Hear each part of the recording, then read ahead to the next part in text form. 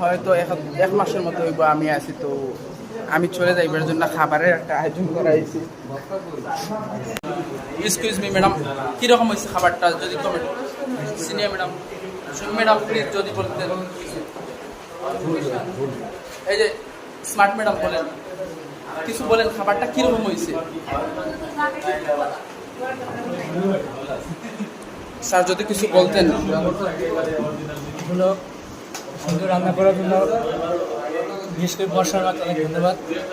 বর্ষার মা অক্লান্ত পরিশ্রম করে রান্না করছেন, আর সেই সাথে সজল কৃষ্ণকেও ধন্যবাদ, কারণ তিনি বাজার করছেন সকালবেলা আমরা যারা কষ্ট করে খাচ্ছি তাদের ধন্যবাদ। বৃষ্টির ভিতরে।